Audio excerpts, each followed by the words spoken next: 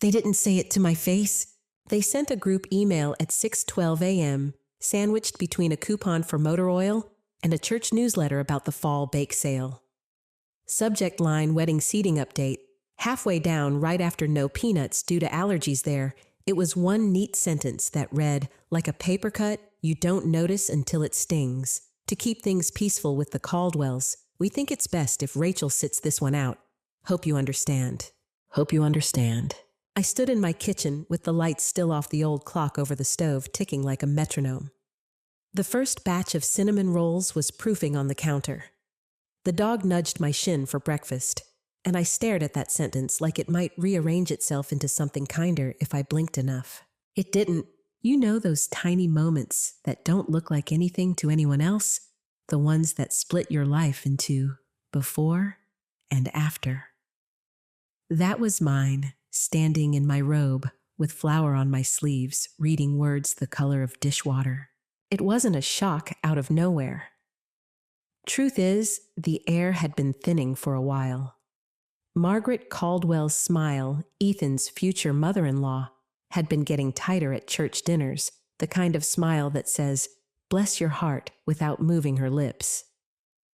Vanessa, my son's fiancée, had started smoothing over introductions like static on the radio. This is Rachel. She owns a cute little bakery. Yes, very quaint. And my boy, my 6'2" high school linebacker, who used to come home with grass stains and say, you're the best mom. He'd begun to live in the pauses, the ones where he didn't quite look at me when money came up, or when Margaret talked about standards. Still, there's a difference between knowing you're not wanted in a room and being told not to enter the building. I didn't cry. I'm not saying that to sound tough. It just didn't come. It's like the tears understood before the rest of me did. This wasn't grief. This was data. I put on coffee, fed the dog, and drove to the bakery with my phone face down on the passenger seat. Main Street was still dark, just the neon from the Sunoco and the glow of the diner sign cutting through the fog. The Caldwell billboard, that smug Caldwell and Pierce attorneys for a new generation, watched me from the corner like a reminder stapled to the sky. I flipped on the lights, tied my apron, and did what I've always done when the world tilts. I baked. Flour, water, salt, yeast. The first dough, then the second. The hum of the old mixer. The thump of a sheet pan on the stainless table. By 6, the town started wandering in Coach Simmons with his newspaper. Miss Carroll from the church office hair sprayed into a helmet, asking for 2 pecan slices and the truth. I slid a coffee to Miss Carroll on the house and told her the email in 3 sentences. She took off her glasses and polished them like she was buying time for the right words to arrive.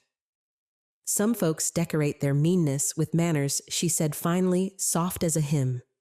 Doesn't make it not meanness. I laughed, the kind that sounds like a cough. They said, hope you understand. Oh, honey, she said, and reached across the counter.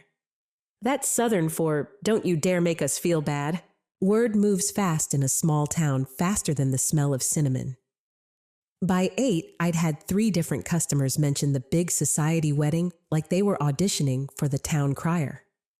What most of them didn't know, what I hadn't told anyone besides my ledger and my pillow, was that every contract for that wedding had my name on it.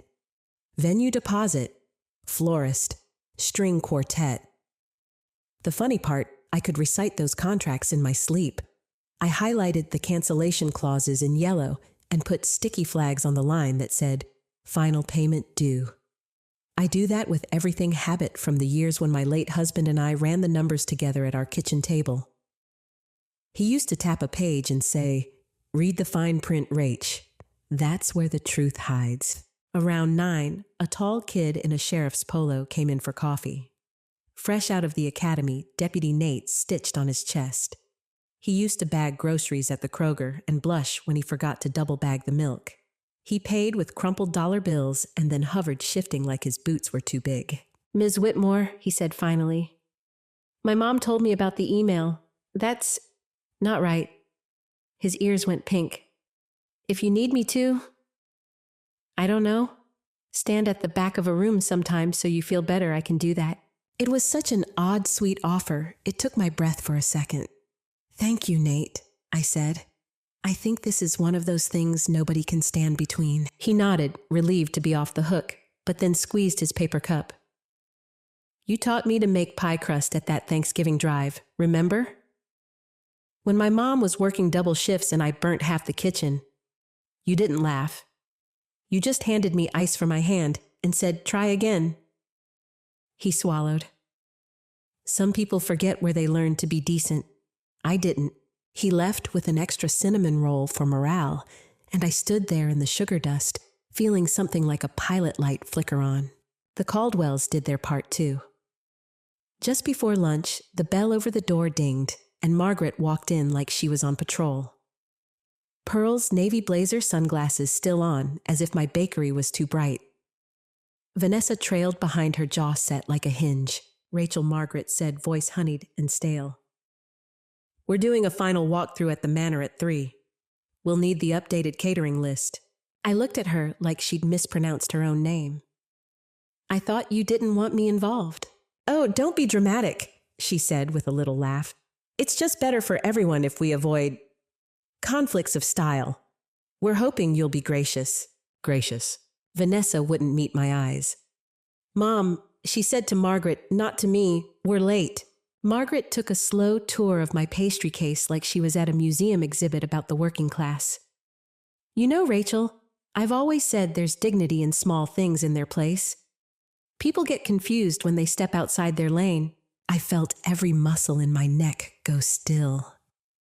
In my head, I walked through the Grange Hall, where we used to host spaghetti suppers the baseball field, where Ethan learned to keep his eye on a ball, the way my husband's handwriting looked in the margins of our old ledger half numbers, half little jokes. "Keep your head," Rach he'd write when bills outnumbered checks.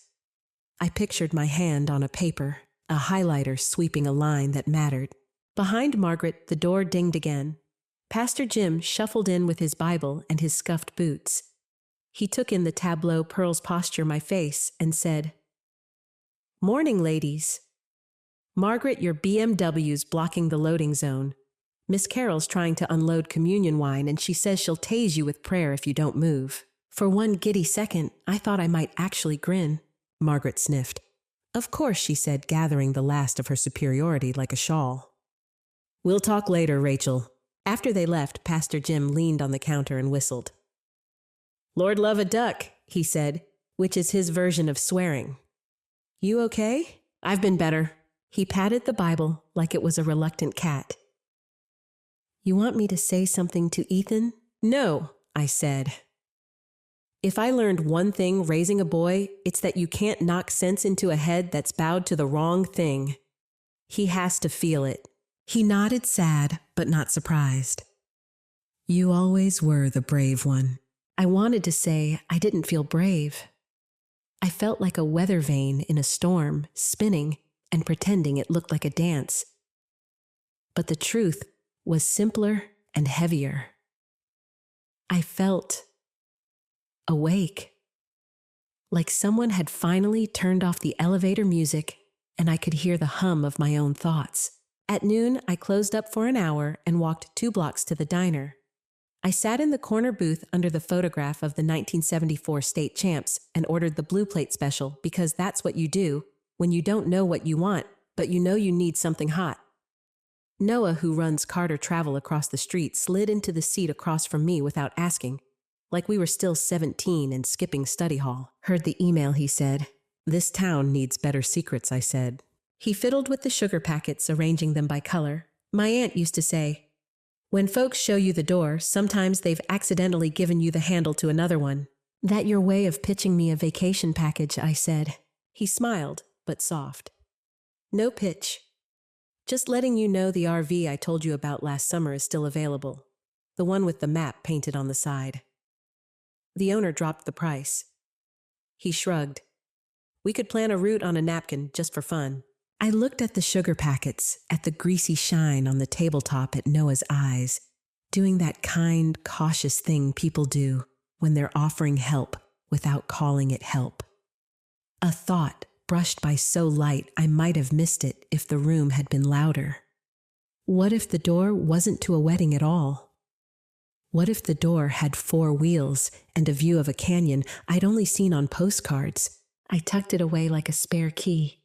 Back at the bakery, I pulled the wedding binder from the office shelf.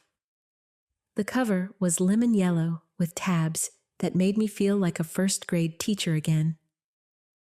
I flipped to the venue contract, the fancy place by the river, with windows big enough to make people think they're better than they are, and read the line I'd underlined in careful pen, final payment due 14 days prior to event. Failure to remit will result in immediate release of date. I closed the binder.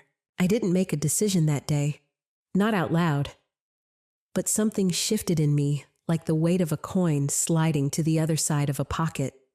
I went back to the counter and sold 3 dozen cookies to a woman who was mad at her HOA and wanted to take it out on sugar.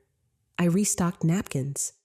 I refilled the tip jar sign that says, "College fund for whoever's working." The town kept breathing around me unbothered and faithful, like it always has.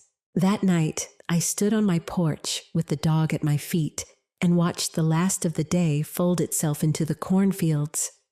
A train moaned somewhere beyond the tree line. I thought about my husband tapping a page and saying fine print. I thought about Margaret's pearls and Vanessa's silence and Ethan's eyes looking past me at a life he thinks will make him taller. I thought about an RV with a world painted on its side. Hope you understand. I do, I thought. I do now. Stick around and see where this road leads and drop a comment letting me know where you're watching from. I'd love to see how far this story travels. You'd think after a blow like that, I'd come out swinging. But no. I did what I've always done when life tries to shove me into a corner. I got quiet. The kind of quiet that makes people think you've given up. When really, you're just taking inventory. The bakery became my cover. Mornings started before dawn, rolling dough under the hum of the radio, pretending like my phone hadn't become a paperweight I avoided touching. On the outside, nothing had changed. Smiles for customers, extra frosting for the kids' coffee refills before anyone had to ask. Inside, though, I was rewinding every interaction with Ethan and Vanessa, frame by frame, looking for the moment they decided I was disposable. It wasn't one big explosion. It was erosion. A chipped comment here, a withheld glance there. The Caldwells were master carpenters at sanding someone down until they fit in a smaller box. I let them. For years. The ledger in my office still had all the wedding entries, my handwriting, my deposits, my color-coded tabs. I'd told myself I was just helping while they juggled their busy lives. Truth was, they'd handed me the whole weight of it and walked away. Every bill, every decision, every check had run through me. And the money that came from the account my late husband Tom and I had built from 20 years of baking, saving, and saying no to things we couldn't afford. We'd called it the Someday Fund. Someday we'd travel. Someday we'd fix up the porch. Someday never came for him. That's the thing about widowhood. People assume your world gets smaller because you're alone. What they don't see is the empty chair at the table where the other vote should be cast. I'd been making all the decisions alone since Tom's heart gave out, and I thought I was doing it for family. Turns out I was doing it for people who thought family could be edited like a guest list. One Tuesday afternoon, I caught myself staring at the map on the bakery's back wall. It's a relic from the days when Tom and I ran the place together, push pins marking places we wanted to go. Yellow pins for national parks, red for big cities, blue for coastlines. They'd faded to pale pastel over the years. But the Grand Canyon pin? That one still glowed a stubborn blue. He'd always said, "Rach, one day will stand right there, and it'll make us feel small in the best way." That's when I thought of Noah again, and his RV, and the idea that maybe someday didn't have to die just because someone tried to uninvite me from the rest of my own life.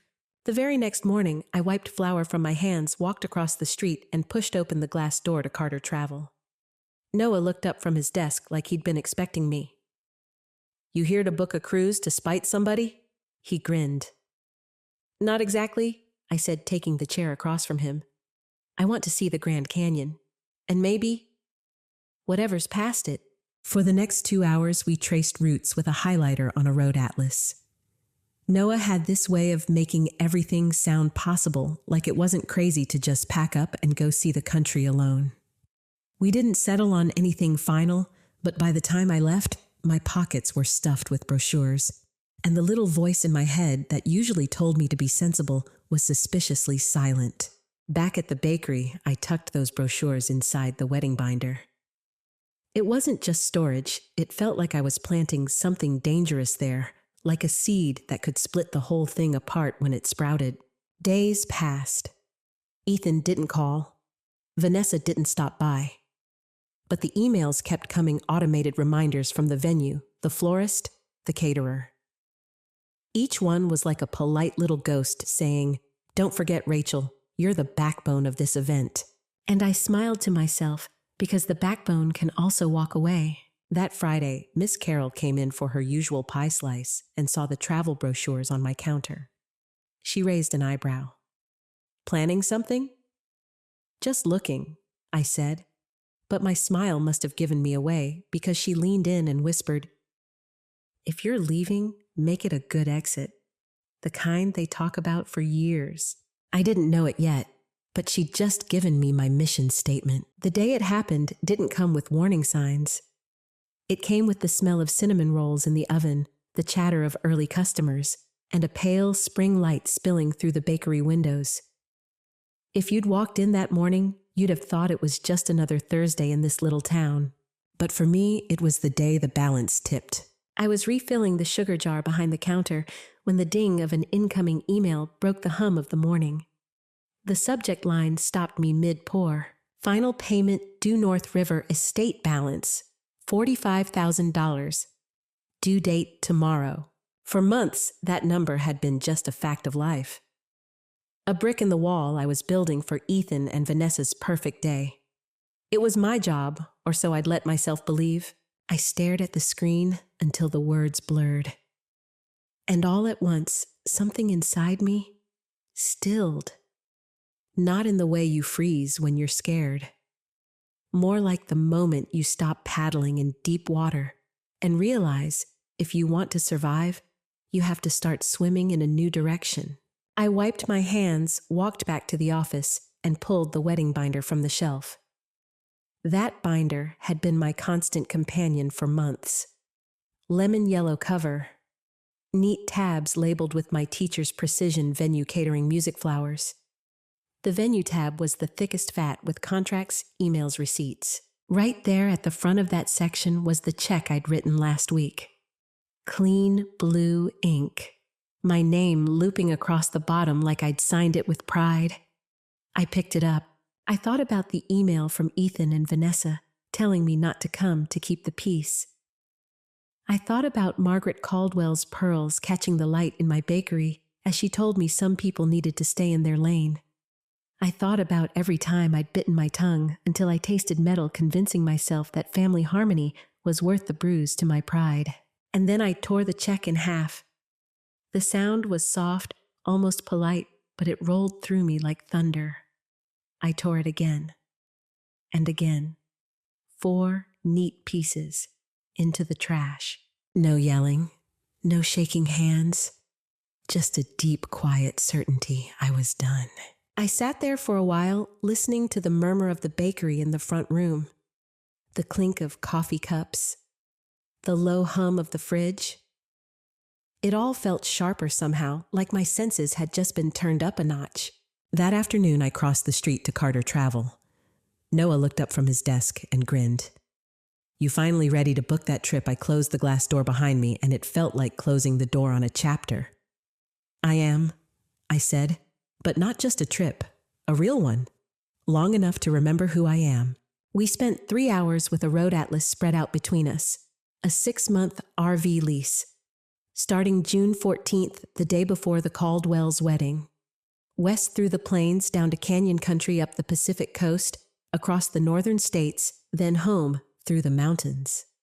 I'd see every blue pin on that map my husband and I once dreamed over. By the time I left, the deposit was paid, and a thin thrill was running under my skin like a current I hadn't felt in years. I didn't tell a soul. 2 weeks later, it was the day before the payment deadline. The bakery was busy with Friday orders. The morning rush had just cleared when the phone rang. Mrs. Whitmore. The voice was bright but tight, the way people sound when they're trying to be polite under pressure. This is Kelly from North River Estate. We just wanted to confirm the final payment, haven't seen it come through yet, and the deadline's today. I rested my elbow on the counter, looked out at the street. Oh, Kelly, there must be some confusion. I'm not involved in that wedding anymore. You'll need to speak to the bride or her family. Silence. Then, but, all the contracts are in your name. They were, I said evenly. Not anymore. I could almost hear her blinking on the other end. Well, I'll have to call them right away.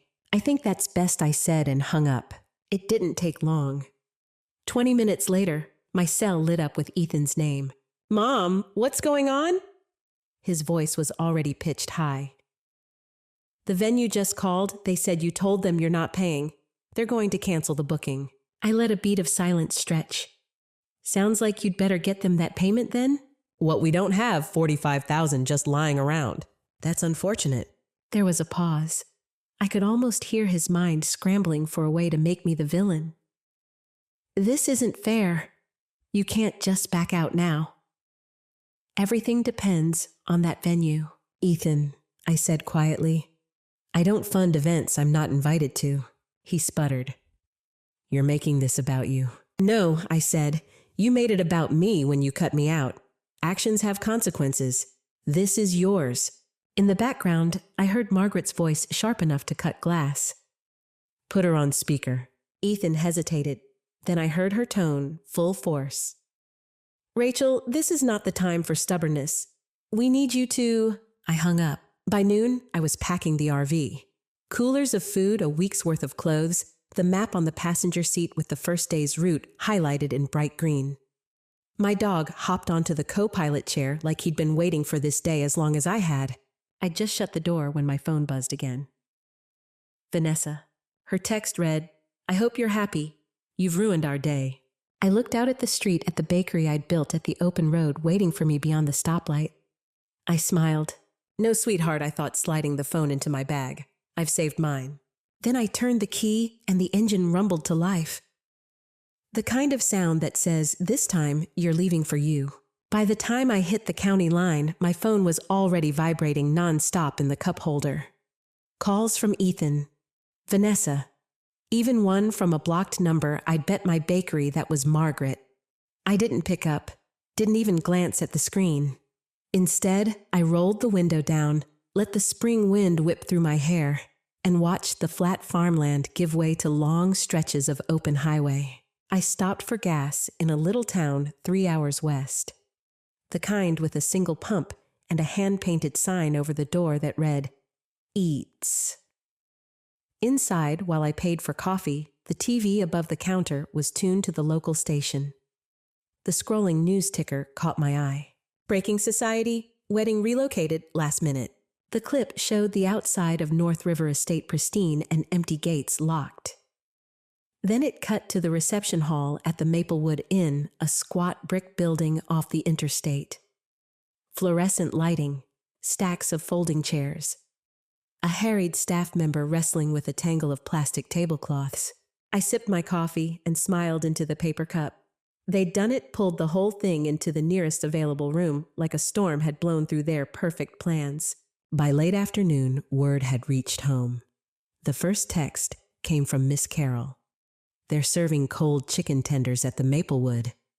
God is just. Then another from Pastor Jim. Margaret looks like she swallowed a lemon. Folks are asking where you are. I didn't answer either, but I could picture it guests whispering over their sweet teas, realizing the one person who could have kept the ship afloat wasn't there. Back in town, the gossip mill spun itself to life. Turns out the caterer refused to move without the original contract being honored, and since it was in my name, The Caldwells couldn't touch it. The florist bailed too. Half the arrangements never left their shop. What flowers did make it to the Maplewood wilted under the hot lights before the first toast. Ethan's groomsmen apparently spent most of the afternoon hauling rental chairs out of a trailer. Margaret, God bless her, was seen in the parking lot yelling into her phone, pearls askew, while guests pretended not to look. And Vanessa, someone told me she cried through the entire first dance, her makeup smearing onto Ethan's tux. Meanwhile, I was parked at a rest stop in Missouri, the dog asleep in the passenger seat, eating a BLT from a diner that smelled like fresh pie and trucker cologne. A family at the next table asked where I was headed. West, I said. Anywhere in particular? Nope. Just west. It felt good leaving the question open. 2 weeks into the trip, I found myself standing at the edge of the Grand Canyon. The wind was strong enough to make my jacket flap. The horizon stretched so far, I almost laughed. Tom would have loved it. For a moment, I imagined him standing beside me the way he always used to do when we were about to take on something big. I pulled out my phone not to check messages, but to take a photo. The kind you frame. The kind that reminds you you're bigger than whatever smallness someone tried to trap you in. Back home, the story grew legs. By the time I hit California, the version I heard from Miss Carroll was that I'd vanished like a spy the morning before the wedding, leaving the Caldwells to scramble like squirrels on a tin roof. People told it with a chuckle, but there was a different kind of respect in their voices when my name came up. The Caldwells, on the other hand, kept their heads down. Margaret skipped 2 church luncheons in a row unheard of. Vanessa stopped posting photos of married life. And Ethan? Well, I didn't hear from him until much later. The rebuilding part wasn't about fixing a relationship that had rotted from the inside. It was about fixing me. When I finally rolled back into town 6 months later, the bakery was exactly as I'd left it, thanks to Nate, the young deputy who'd kept the lights on and the sourdough starter alive. I hugged him so hard he dropped his keys. I reopened with a new addition, a small seating area in the back, with photos from my trip pinned to the wall. The Grand Canyon shot hung in the center. Right underneath it, in a little frame, was the torn corner of that $45,000 check. People asked about it all the time. I'd just smile and say, that's the day I paid myself instead. 6 months on the road will strip you down to the essentials. Not just the clothes you pack or the food you keep in the cooler. I'm talking about the way you think, the way you measure your days, the way you decide what's worth your time. Somewhere between the red rocks of Utah and the moss-draped oaks of Georgia, I stopped counting how many people thought I'd lost my mind. But I also stopped caring. Because when you're waking up with the sun spilling over mountains you've only seen in postcards, when your coffee tastes better because you made it over a camp stove while the air is still cold enough to see your breath, you start to realize the world is a lot bigger than the little box people tried to keep you in. When I finally rolled back into my driveway, fall had settled over town. The maples were on fire with color, the air sharp with that mix of wood smoke and dried leaves. I turned off the RV and just sat there for a moment, hands on the wheel, looking at the little house I'd left behind. Not much had changed, paint still peeling in the same spot by the porch light, the flower bed starting to brown for winter. But I had changed. The kind of change you can't see in the mirror right away, but you feel it like a new layer of skin, tougher and lighter all at once. The bakery reopened the following Monday. Same cinnamon rolls, same old clock ticking over the stove. But I added something new. A small seating area in the back with a corkboard I called the Someday Wall. I pinned up photos from the trip, me in front of the Grand Canyon, the dog sitting like a king on the Oregon coast, a sunset in Montana that looked like the sky was on fire. In the middle of it all, in a simple black frame, I placed the 4 torn pieces of that $45,000 check. People asked about it constantly. Some thought it was a joke. Others assumed it was some quirky art piece. I'd just smile and say, that's the day I stopped paying to be invisible. It didn't take long for word to spread that I was back. Most folks in town welcomed me like I'd been gone a week instead of half a year. Some came in just to hear about the trip, pretending to buy pie when really they wanted the story.